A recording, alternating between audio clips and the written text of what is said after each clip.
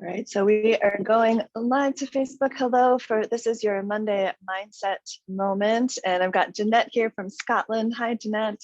So glad you're here with us on Zoom. Just a moment. I'm going to make sure that we can hear and see each other. Okay. All right, I got some folks joining us on Facebook as well. Welcome, welcome. So glad you're here. And this is one of those times that we can come together and just drop in for 5 to 15 minutes, just have a moment where you can kind of shift your mindset. And these are some empowering tools for educators and parents, and all interested in empowering our children with resiliency tools and ourselves. And today, this is all about discovering your top coping tool. And why do we want to discover our top coping tool? Well, the reason is that when we are in the moment, oftentimes what happens is we will tell a kid to use maybe a tool like take 3 deep breaths. And about half the time or less, it lands well, and the kid's like, okay, yeah, I'll go do that. But then more than half the time, I'm hearing back from the hundreds of parents and teachers and administrators and folks that I've been in touch with over these past years, especially during the pandemic, and especially as children get older, they just sort of don't want you to suggest a particular calm down tool in the moment, and may even get angry when you do. If you can relate to that, say, same here in the chat or comments, like, yes, same here. You've noticed that sometimes it works and sometimes it doesn't, or maybe kids are just flat out refusing to use coping tools. And the reason why we want to discover our top coping tool is because we are all different people who experience different emotions to different degrees. And at different times, different coping tools are useful. But having your go-to can be incredibly helpful, especially because when you're in the moment, you don't want to have to think hard and put in too much effort to be able to shift your nervous system from that, dysregulated place to a more integrated, downregulated place where our lids are back on. So that's why we want to discover our top coping tools. Now, different emotions need different tools at times. So it might be that you have 3 to 4 coping tools that are your top coping tools. For example, when you're mad, a lot of times there's a lot of energy that kind of moves to your hands and your throat and your cheeks. And so your coping tool might look really different than when you're sad. And that's when your energy actually drops and you want to feel more like you want to withdraw and seek comfort, for example. I know that with, when these are some things we looked at last week. If you want to have a closer look at this, it's still in the Facebook group and on Zoom, and on YouTube, the YouTube channel. But sometimes when you're kind of feeling a little hyper, like dysregulated in a happy way, and you need to kind of bring it down and chill out a bit, that could be something, you could need something different than when you're scared and you're starting to freeze or want to have that flight or fight response. And so when I say discover your top coping tool, I want to make sure that we nuance it a bit, that it's not necessarily the same tool for every single emotion or situation. Hi, Siobhan, glad you made it for one of our Monday mindset moments. Siobhan's one of our smart parents in our Young Immersion program. And I know we just this is a lot of review from our deep dive emotional mastery weekend we had last month. So good on you to come and get some review. So let's talk about one emotion today. Let's talk about anger. And let's talk about how you might actually still be able to use a breathing tool when anger comes up, but it might need to be a different kind. So oftentimes when kids are really upset and amped up and angry, we're trying to get them from this like very heightened state all down to calm very quickly. And it can be too much of a reach, especially if they're physically activated already. And that can be for us as well. So when angry, all this energy rushes to the extremities, especially hands and fists, right? You can make fists or like your hands start to grab, you've seen it, or maybe you even notice yourself like clenching, maybe in your jaw or in your shoulders. Your face might get kind of tight, and then maybe heat in the cheeks, and then a lot of energy around the throat of wanting to make noise, wanting to yell, wanting to raise the volume, wanting to expend some energy through sound. And so coping tools around anger are going to look really different, right? And so one of the things you might want to do is really consider that there will be this arc of sort of activated energy that you or the children in your care are going to need to kind of move through before they're going to get to the take 3 deep breaths kind of calming tool. And so to help us with this, I have a little graphic that I made many months ago that people found really useful, of calm down breaths that kids love. But for this one in particular with anger, your top coping tool might be more of a lion's breath or a big balloon breath, or maybe even the flower and the candle breath. Because instead of the slowing down breath, it's actually expending some energy. So lion's breath is when you breathe in, when you exhale, you wiggle your little claws, stick your tongue out and make an ah sound, and maybe even cross your eyes. So it looks something like this. Breathe in. Ah. It takes care of all of the parts of you they're activated, that need to expend energy. Another is the balloon breath, where you fill all the way up and then let it out slowly. And then the flowers, where you smell the flower, blow out the candle. And it's much more of like a strong breath that comes in and out to kind of release some of the energy. Any of it's going to help you move the physical energy, and even the sound through your voice is really helpful. I've also had parents in my practice, whether they're private clients or in the Family Foundation's immersion, find it really useful to practice these things outside of the upset moments, so that we all can have some kind of like muscle memory around these techniques. And then when you're in the moments themselves, they come to mind more easily. And when they have fun names like flower and candle or balloon breath or lion's breath, it also triggers the memory of what that breath is, what it looks like, and how to do it, which is just helpful for in the moment when you're not able to necessarily organize your cognitive activity. Okay. So when you're on the path to discovering your top coping tool, I'm curious if we can just drill into anger, because it's the one that we end up feeling the most guilty afterward if we yell or if we lose our cool.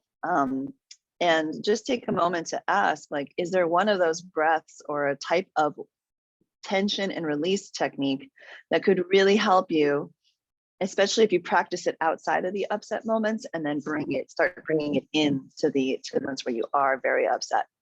Okay, so I'm just going to share a couple of more things about the tense and release piece of it, and then I'm going to challenge you today before you get off of this, before you move on from this video, if you're watching the replay, or if you are, let's see, right here.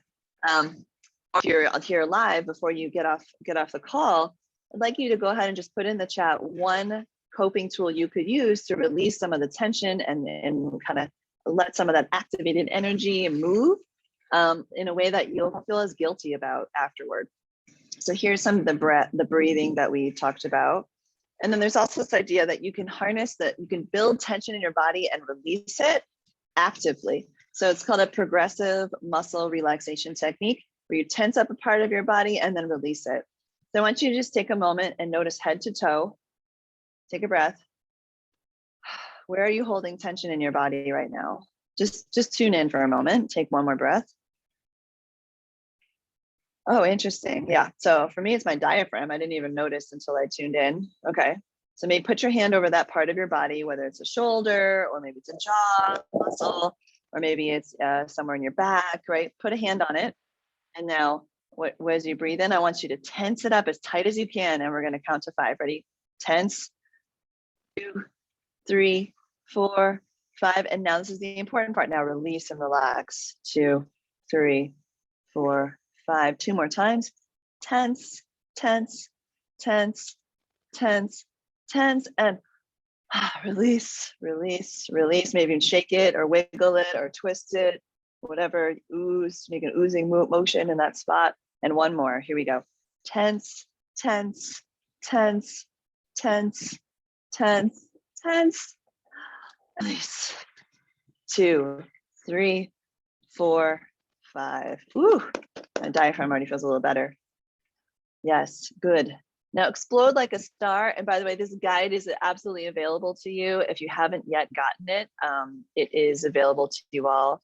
And I'll just put the link in the chat so it's easy for you to go ahead and just put your info in here in the Zoom for Jeanette, if you don't have it yet, Jeanette from Scotland, or and then anyone on who's listening on Facebook. And then Siobhan says she loves the 4 square breath. Ooh, and you, my advanced student, you're getting your son to use ice to help him cool down this morning. So good, Siobhan. I know you've been chipping away at the morning routine and helping him feel more calm and soothed so he feels more confident going into the day. So proud of you, honey. Snaps up for you. And so I would ask you for the tense and release tools to consider just doing these micro practices of 5 seconds hold, 5 seconds release, or even 10 seconds release 3 times in a row. It takes no more than 30 seconds total or to a minute. And build that into your day, or something else like one of the lion's breath or the flower and candle breath, or perhaps for you it would be the balloon breath where you breathe in as much as you can and let it out slowly.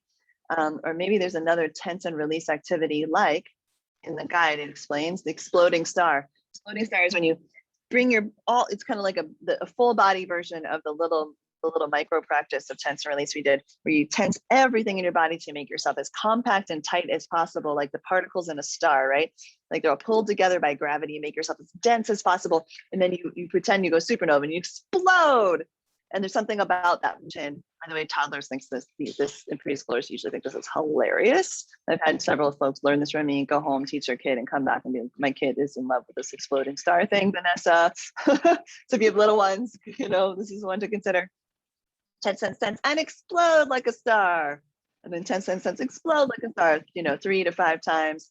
And then they get that muscle memory that it's something they can do. Now, here's my top tip before we go. When you're practicing it, don't introduce it as a coping tool at first, especially for young ones or resistant learners, ones that are like eye rolling. Just do it and be like, I've been trying this fun thing. You want to try it with me? And then you do it, or they can just watch you do it. And then you can say something like, gosh, that really helps me release some tension. And I think maybe next time I'm feeling tense or angry or upset, I'll try doing a couple of these and see if I can calm myself down. Maybe you might want to try that too. And then over time, kids start to get used to this idea that you can actually reach for a tool when you're upset.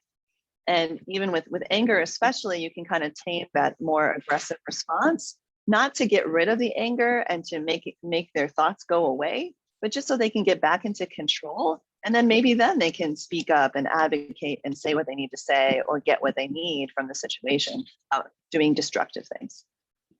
And we need that too, right? How many of you know what it's like to lose your patience and let anger take over? Yeah, I've absolutely done it many, many, many times. So I know, and we just want to avoid that guilty feeling and the damage to the relationship, and give the kids another model for what you can do with your anger when it does arise and take over. Okay. So this is the time where I challenge you to go ahead and just pick one thing that you're going to try over the next week to help you with especially your top coping tool for anger that you're going to try out and explore and see if it is a fit for you. Whether it's the tense and release tool with where you find that one spot and tense and release it, if it's the exploding star, lion's breath, the balloon breath, or maybe the flower and candle breath, or another one that you use that you want other people to know about, you can go ahead and put it into the comments or the chat. Okay.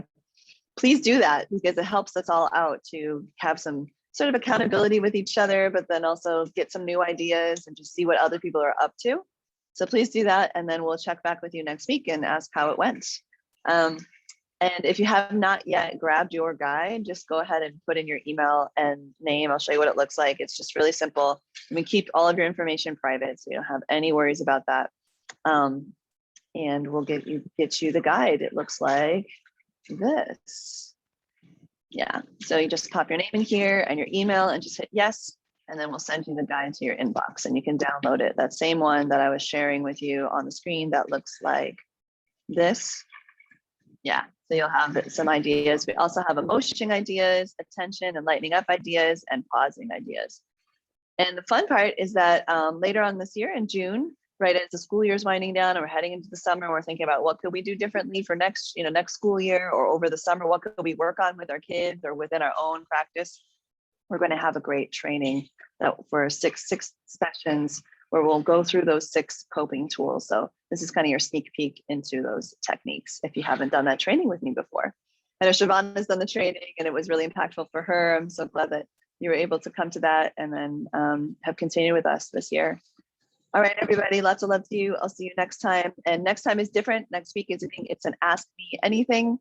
It's about time that we gather some questions from our new members that, and topics, address them, and it's a longer session. And if you come live Monday at noon Pacific next week, usually from noon to about 12:45, and you pop your question into the chat, I will live coach you there as well.